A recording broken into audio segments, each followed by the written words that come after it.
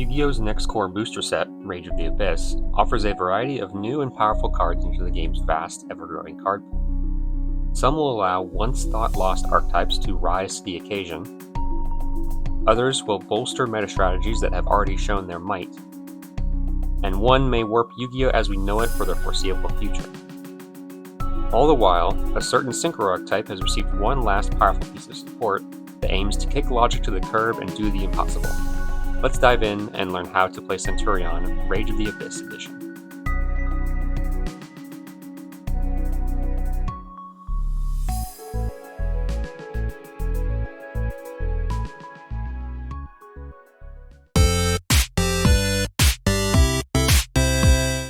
What's going on, guys? You got your local ham sandwich here with an in-depth Centur-ion deck discussion for the Rage of the Abyss format. In this video, I will discuss our latest support piece, Centur-ion Primera Primus, how it affects the pure variant of the Centur-ion deck, and several supplementary engines you can use to access this monster, and potentially bolster our beloved strategy. Keep in mind, this video will primarily cover discussion on the strengths and weaknesses of builds as cohesive strategies, how quote-unquote good and how versatile their combo capabilities can be, and how to build around your supplementary engines. This will be less about each deck in practice, as there will be feature matches and additional discussions coming over the coming weeks, once Rage of the Abyss officially releases. Please stay tuned for those and subscribe so you don't miss out. If you're new to the strategy, the core of the Centur-ion deck boasts a plethora of one-card combos, each providing a unique synchro playstyle that utilizes your monsters both as commanding forces on the front lines in your main monster zones and as auxiliary forces waiting as continuous traps in your back row to strike on the opponent's turn. In its pure form, the deck allows the player to a whopping 20 non-engine slots to play with. So if you'd like to load up on hand traps and board breakers, this deck is for you. Going over the list, we have 3 Centur-ion Primera. When she's normal summon, she'll search any Centur-ion card. She also provides protection while she's in the back row to your level 5 or higher Centur-ion monsters. Trudea, separate from normal summon, can place herself in the back row and place one Centur-ion monster from the deck in the back row. Atri, when normal summoned, normal or special summoned, if you have an Emblema and a Centur-ion card in your graveyard, you can draw a card. And Gargoyle, send a face-up Centur-ion card you can put up the graveyard, special summon from your hand, and when it is used as synchro material, it can return to your hand from the graveyard. All of these can also special summon themselves during the main phase, once per turn from the back row, while they are treated as continuous traps. But when you use their monster effects, you can no longer special summon them for the rest of the turn. We also have Wake Up Centur-ion, which allows you to get a level 8 or 4 token, so long as you control a monster card in your back row. Terraforming, and 3 stand-up Centur-ion, which can place a Centur-ion monster from your deck in your spell trap zone as a continuous trap. Only on the turn this card is activated, and then if a monster is special summoned to either player's field, you can synchro summon a monster using a Centur-ion monster you control. Emblema Oath is your Swiss Army knife. It can either place a Centur-ion from your deck in the spell trap zone, or set a Centur-ion spell trap from your deck. But if you place a monster, you'll be locked in Centur-ion monsters from the extra deck, as long as you control that card. Finally, Synchro Rumble, which is a monster reborn for tuners, which can be searched off of Crimson Dragon. And we've got Centur-ion Phalanx, which can target a monster card on the field and banish it until the next standby phase. And it can banish itself from the graveyard to target a Centur-ion synchro monster in your graveyard. Special summon it, but it loses 1500 attack. You can only use one of those effects per turn. Going on engine, we've got 2 Bestials, 1 Magnet, 1 Druid Worm, 2 Nibiru, 2 Veiler, 3 Ash Blossom, 3 Fool Loss, which is our new Maxi sort of thing. If you control no cards, you can activate it, and each time your opponent throws summons from the deck or extra deck, you can draw a card. We've also got 2 Ghost Ogre and Snow Rabbit, 1 Power Prosperity, 1 Called By, 3 Crossout Detonator for all the aforementioned hand traps, and 3 Infinite Permanents. For the extra deck, we've got Centur-ion Auxilla. When she is summoned, special summoned, you can draw a card and then destroy the monster your opponent controls with the highest attack, a la Hammer Shot. Notably, that is a special summon effect, not a synchro summon effect, so if she is special summoned via Centur-ion Phalanx, she does get that effect. Centur-ion Auxilla, she will search a Centur-ion card similar to Primera. When she is special summoned, she also provides protection to your back row. And our new Centur-ion Primera Primus, when she is special summoned or synchro summoned, you can add a Emblema card from your deck to your hand, which is most often going to be Emblema Oath, although you can play the other quick play Emblema from Info. If a Centur-ion card leaves your field by opponent's card, She can special summon herself from the graveyard, and she is special summoned from outside of the extra deck. She cannot be destroyed by battle. We've got Crimson Dragon and the 2 Blazar, 1 Red Supernova for the additional level 12 package. We've got Chaos Angel and Chaos Archfiend. Chaos Angel you can make with your Bestials, or you can float into it from Chaos Archfiend. Archfiend can allow you to pick up games sometimes with its powerful effect to attack all monsters your opponent controls, and it'll gain 2,000 if you banish a card. There's plenty of cards in this deck to banish that allow for banish effects. Enigmaster Packbit, which is essentially a Centur-ion Synchro monster without the Centur-ion name. You can basically put monsters in your back row from your graveyard as continuous traps using this monster's effect. Scarlet Red Dragon Archfiend for time, and then we've got Artemis, IP, and SP for the extra deck. Note, in subsequent versions of the list going forward in this video, I will not go over the non-engine every time. Each non-engine spread is an example with my knowledge of cards that may be good in Roto format, but are likely to change once the format irons out. Feel free to choose whatever non-engine you personally want. With that, let's dive into the basic Centur-ion combos after Rage of the Abyss.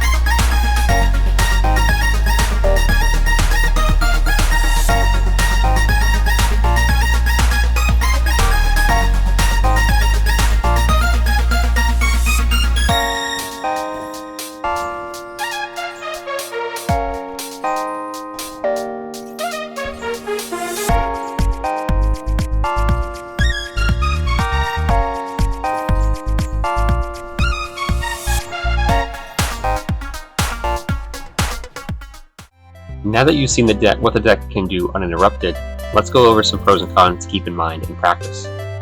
First, with pro number 1, easy Synchro 8 and 12 access. The deck is built to do this, so it should come as no surprise that it makes it very easy to Synchro summon into a 8 and 12 Synchros. Multiple monsters have ways to augment their levels by a factor of 4, and one of our tuners can treat herself as a non-tuner, offering great flexibility. Primera Primus, like Auxilla before her, allows for further extension of plays due to her powerful search effect, as well as the ability to crack boards going second, a destruction effect similar to Legatio. For number 2, abundant non-engine. Centur-ion engine boasts a very slimmed down core, which allows a ton of space for hand traps and board breakers. This abundant non-engine is perfect for hand trap heavy formats and can back up your end board if it ends up a tad weak. For number 3, especially for a Roto format, plays through Full Loss. Although the pure version can now spam level 12 Synchros with ease, if the opponent drops to a loss on you, you are not completely dead in the water.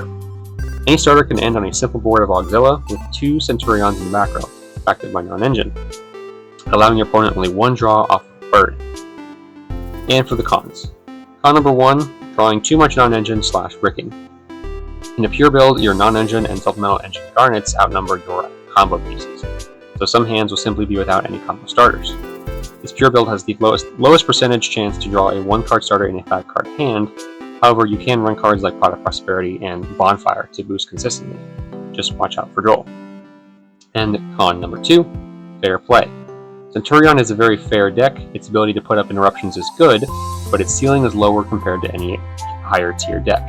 The pure version may only put up 1 Blazar and a few hand traps at times, and you'll just have to accept that. Supplemental engines can allow you to do a bit more, So let's take a look at a few, starting with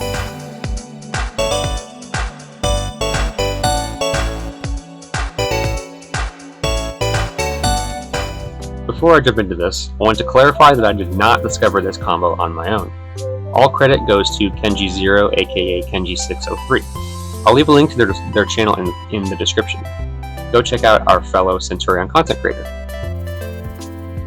Introduced in the Infinite Forbidden, the Fiendsmith archetype has taken Yu-Gi-Oh! By storm and allows most decks an easily splashable engine that now mostly ends on a wave-hiking Caesar since September 2nd. With the banning of Fiendsmith's Lacrima and the exclusion of Magistus Chirozzo from Rage of the Abyss, the most powerful bridge into Primera Primus was thought to be lost.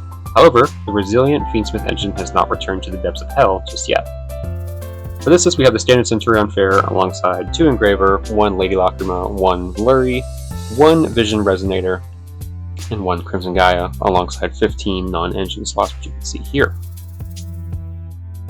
For the extra deck, it features all the usual suspects for the Fiendsmith engine: Requiem, Sequence, Imperial Eater, Necroquip Princess, and Wave Hiking Caesar, alongside the new Link 3 Fiendsmith's Agnes Day. Basically what this allows you to do, quick effect, target a light, non-link fiend monster in your graveyard, so to summon it, and then immediately equip Agnes Day to that monster. And then buffs that monster by a certain amount of attack and allows it to do piercing damage. But the biggest thing is that it's another bridge into Necroquip Princess.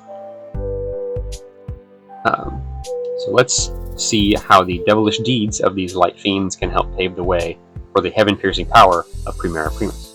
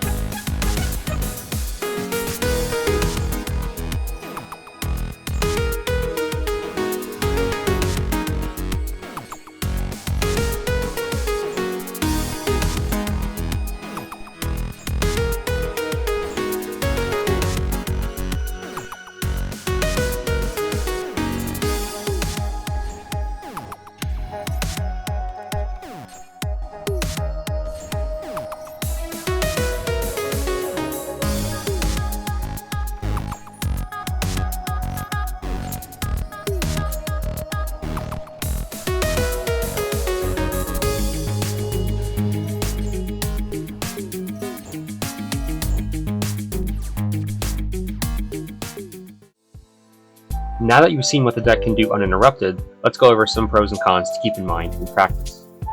For number 1, access to engine without the normal summon.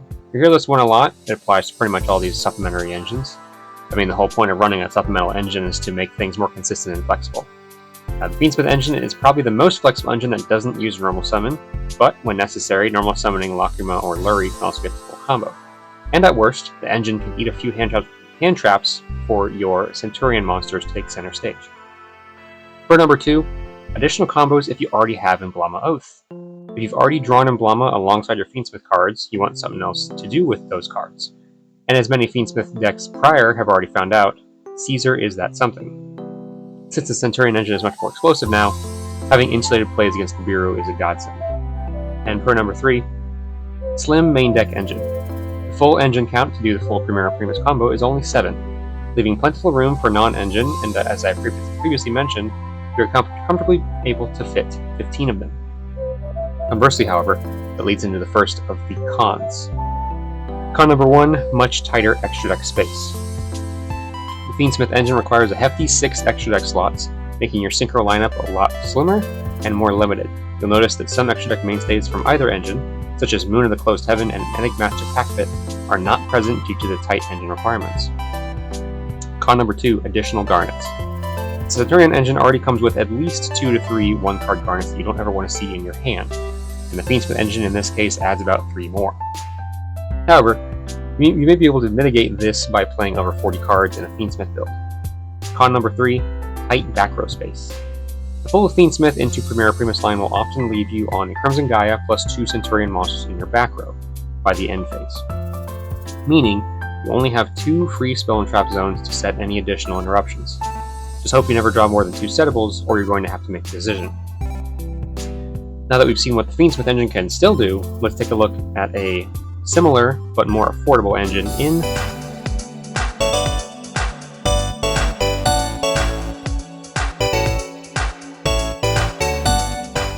With the loss of Fiendsmith's Lacrima on the September 2nd TCG ban list, I took it upon myself to find a new engine that could bridge us into Primera Primus without normal summon. If Fiendsmith Engraver was full combo without normal summon, why couldn't Emergency Teleport be the same? This powerhouse spell all the way back from Duelist Genesis allows easy access to another synchro strategy that loves making level 8s, the Punks. For the list, we once again have the usual Centur-ion fare and about 15 non-engine slots, alongside 3 Emergency Teleport, 2 Xiamen, 1 Deer Note, and 1 Foxy Tune. The extra deck is mostly the same as the pure build, but we've added in Psychic End Punisher, which can steal games on its own at times, as well as Galaxy Photon Lord, which can act as our Nibiru proofing in lines where we already have our Centurion combo. With the benefit of the Punk strategy also being a synchro-heavy strategy, drawing E-Tele plus Centurion monster can often offer you more explosive plays, so let's look at some 1 and 2 card combos with Emergency Teleport.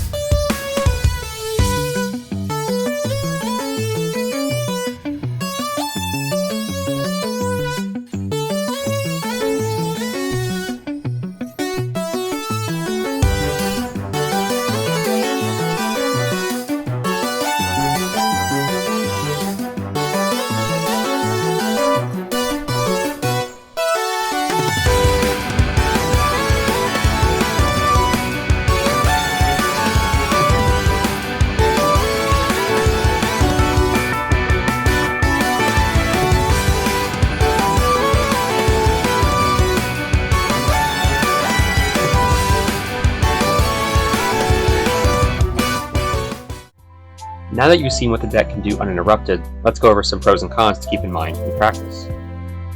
Pro number 1. Additional combos if you already have Emblama Oath. Like the Fiendsmith engine, the Punk engine offers you additional plays if you've already drawn Emblama Oath. By nature of the Punk engine netting you 2 level 8 bodies, you can make a Photon Lord and exactly 5 summons if you start with E-Tele, insulating your plays even further. Also, E-Tele makes for some more explosive 2-card combos alongside your engine, so drawing more engine isn't really hurtful. Xiamen as a level 3 tuner also gives you access to powerful odd-numbered synchros if you so choose, however I am only running Psychic End Punisher in this case. And pro number 2, low main and extra deck count. Exactly like the Fiendsmith engine, the minimum Punk package is only 7 cards, allowing for 15 non-engine slots once again. Dissimilar to Fiendsmith though, the extra deck requirement is 0. You can basically run the same extra deck you would in a pure build here, however Punk broadens your tech choices a little bit. In this case we see Psychic End Punisher and Photon Lord. And the cons. Con number 1, Punk's greatest enemy, time rules. Although you're only activating one effect that pays life points in a full Punk combo, that 600 life points can and will cost you the game if you're not careful. You may find that Spooky Dogwood is an absolute necessity in your side deck if you don't want to lose the timer in Game 3. And con number 2, additional garnets. Also similar to Fiendsmith, the Punk engine adds 2 more 1-ubs you don't really ever want to see in your hand, leading to more opportunities to brick. A hard-drawn Deer Note or Foxy Tune can be functionally useless, but at the very least, Foxy Tune can be a free level 8 extender. This next engine is a fan favorite, but it is a bit heavier on engine than the others in this video. Let's take a look at.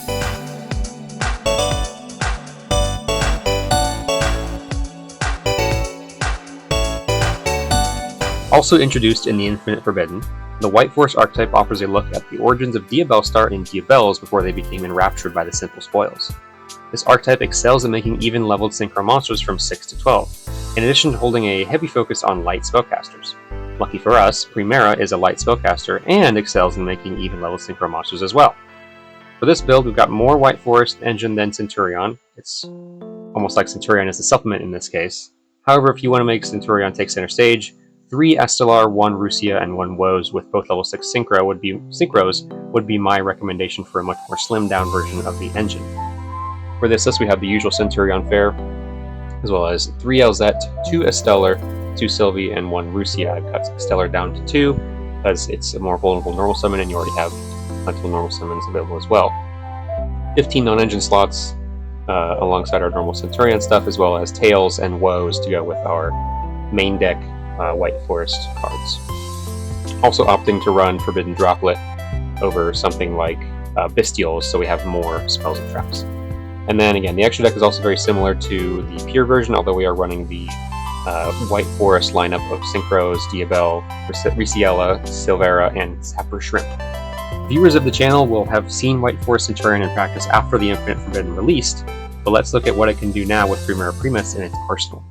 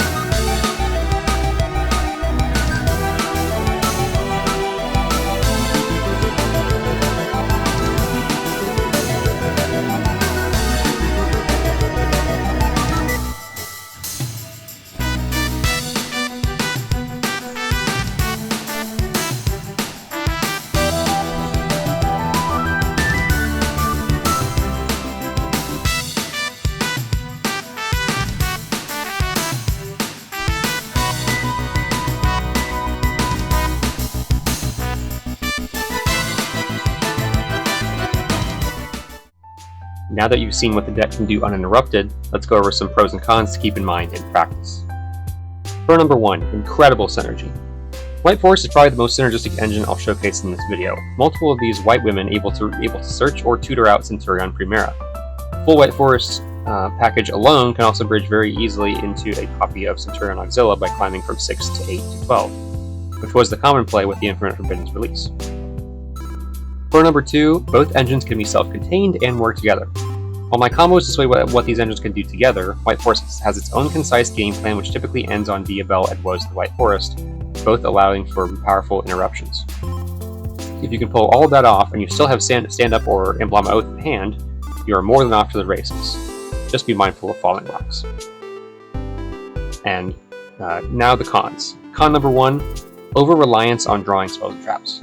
Every White Forest monster requires a spell trap to send its cost, and combined with the cost of Stand Up, this can often mean you are sacrificing your entire grip to run your combo, assuming you drew all spells and traps, that is. And con number 2, vulnerable normal summons. Stellar is by far your best normal summon, however, if she is hand-trapped and you have no follow-up, you're dead in the water. This is a weakness shared by the Centur-ion engine, so by that measure, White Forest can fall flat in solving the problems of Centur-ion. Running Crossout is recommended in a White Forest build. Finally, let's look into an engine that's been popular with Centur-ion basically since its release.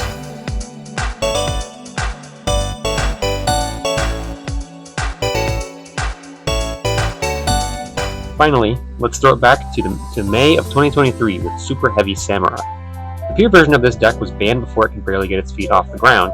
However, its core components from Cyberstorm Access still provide a consistent line into synchros of level 8, 10, or 12. At least the engine isn't Baron Turbo anymore. For the list, we're running the same Centur-ion engine for the most part, alongside 15 non-engine slots, as well as 3 Motorbike, 3 Wakaushi, 1 Benkei, and 1 Soul Gaia booster. For the extra deck, pretty similar to what we've been running in the pure build, but I am also opting to run the Excel Synchro Stardust Dragon with the Stardust Dragon due to the synergy with making Auxilia.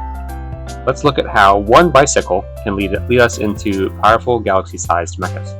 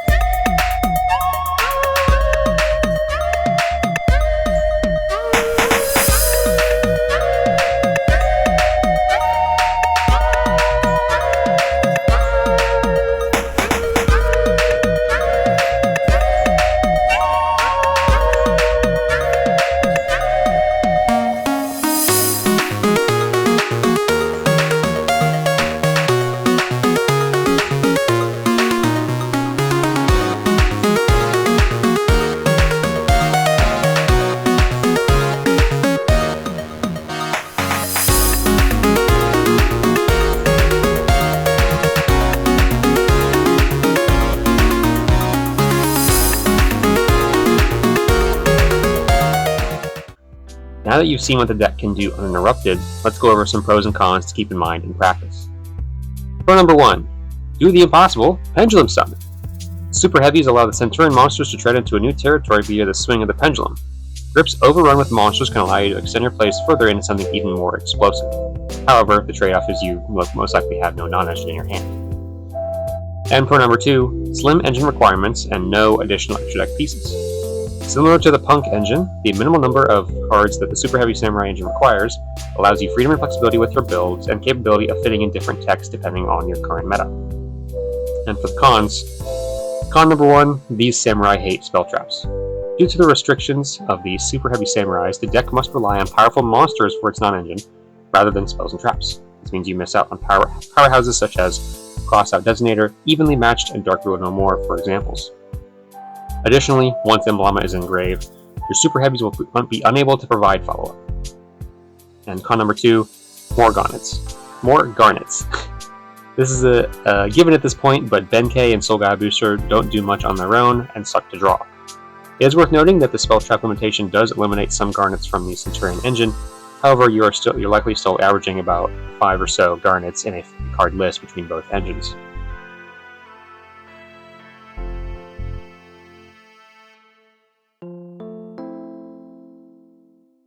To sum it all up, Centur-ion is more powerful than ever with the release of Primera Primus in Rage of the Abyss. By no means does this rocket Centur-ion to the top tables, but it does increase its ceiling, and well, if you like synchro summoning, but want a meta-competent deck, this is one of the best ones for it. All these supplemental engines I've showcased in this video allow the deck to do even more than before, but are by no means the only way to play Centur-ion or even quote-unquote break it. There are several non-engine cards in the road format that should definitely be considered in the deck, such as Droll and Lockbird, Ghost Ogre and Snow Rabbit, Cloudstep Designator, etc. I highly recommend you find a playstyle and build that works best for you and fits your budget, and run with it, even if it wasn't featured in this video. Feel free to share any additional text in the comments below as well. I will be testing out each of these engines at locals week by week after the release of Rage of the Abyss, so keep an eye out for those feature matches as they come out. Be sure to like the video if you enjoyed it, comment your thoughts down below, and subscribe if you're new. It all greatly helps me out. And I'll see you all in the next one.